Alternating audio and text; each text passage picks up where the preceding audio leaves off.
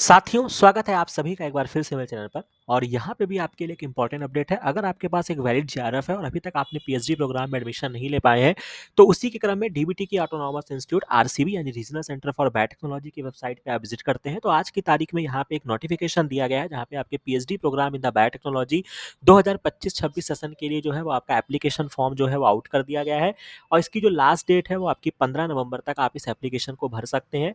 Detail में यहाँ पे जब आप क्लिक करते हैं तो आपको ये इस तरीके से आपको एक नोटिफिकेशन देखने को मिल जाएगा। तो यहाँ पे क्या मुख्य बातें बताई गई हैं वो मैं आपको समझा देता हूँ। तो ये आपका आरसीबी की तरफ से ये आपका नोटिफिकेशन है, जो कि आपके पीएचडी प्रोग्राम बायोटेक्नोलॉजी 2025-26 के लिए है।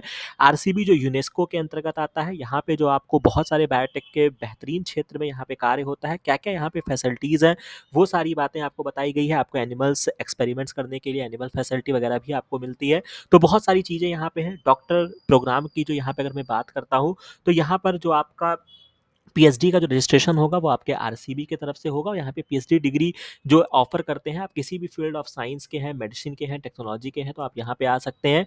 इसके बाद एलिजिबिलिटी के लिए आपके पास जो हम खास तौर से एमएससी वाले बच्चे हैं, तो आपके पास 60% equivalent score in the qualifying degree examination में होना चाहिए। 5% का रिलैक्सेशन आपको रिस्पेक्टिव कैटेगरी में मिल जाता है। नंबर ऑफ सीट्स यहाँ पे 12 सीट्स अवेलेबल है और रिजर्वेशन जो है वो भारत सरकार के नियम के अनुसार यहाँ पे लागू होता है। फेलोशिप आपको अपनी फेलोशिप लानी होगी, यहाँ पे इंस्टीट्यूशनल फेलोशिप नहीं है, तो आपके पास सीएसआईआर, डीबीटी, आईसीएमआर या कोई भी नेशनल लेवल की फेलोशिप, डीएसटी इंस्पायर भी अगर आपका होगा तो भी यहाँ पे चलेगा, बट आपके पास एक वैलिड जेआरएफ होना चाहिए। सिलेक्शन प्रोसेस के लिए आपको यहाँ पे एप्लीकेशन भरना होगा, जिसकी फीस जो है वो 500 रुपये है।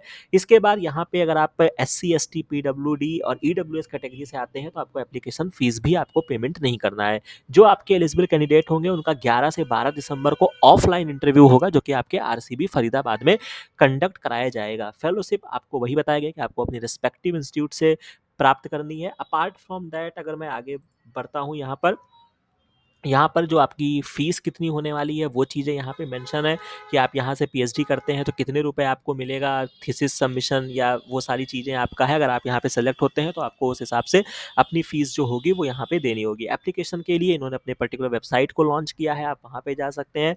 ये आपके ऑनलाइन फॉर्म के लिए दिया गया है, 500 रुपये सबमिटिंग फ़ीस है। लास्ट डेट जो है वो आपकी 15 नवंबर है और इन सारे पर आप कोई भी मेल कर सकते हैं अगर आपको किसी भी तरीके से फॉर्म भरने में दिक्कत आ रही है। अपार्ट फ्रॉम दैट किस-किस साइंटिस्ट में वैकेंसी है और क्या-क्या उनका प्रोजेक्ट है वो भी यहाँ पे आपको मेंशन करके दिया गया है। तो आप यहाँ पे देख सकते हैं रिस्पेक्टिव साइंटिस्ट का नेम है और किस यहाँ पे प्रोजेक्ट पे वर्क उनका चल रहा है जिसमें आपको कार्य करना होगा, वो चीज़ें यहाँ पे मेंशन है। तो आप उस हिसाब से जाके वहाँ पे उनकी पर्टिकुलर वेबसाइट पे भी जब आप जाएँगे तो भी आप देख सकते हैं।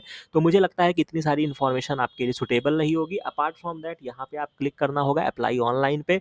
ये आपको एक रिस्पेक्टिव एक नए पोर्टल पे लेकर जाएगा। चूँकि आप नए होंगे तो आपको यहाँ पे क्या करना होगा, रजिस्टर हियर पे क्लिक करना होगा और जैसे आप किसी भी एक नॉर्मल एप्लीकेशन प्रोसीजर को भरते हैं उसी तरीके से आपको यहाँ पे भरना होगा। तो मुझे लगता है कि ये इन्फॉर्मेशन आपके लिए अच्छी रही होगी। बाकी कहीं पर कोई भी कन्फ्यूज़न आती है तो आप हमारे टेलीग्राम चैनल या इस पे जो वीडियो का कमेंट सेक्शन होगा वहाँ पे बता सकते हैं। बाकी इस वीडियो को लाइक, शेयर, सब्सक्राइब ज़रूर कीजिएगा। बाकी मिलते हैं नेक्स्ट वीडियो में नेक्स्ट इन्फॉर्मेशन के साथ। Thank you very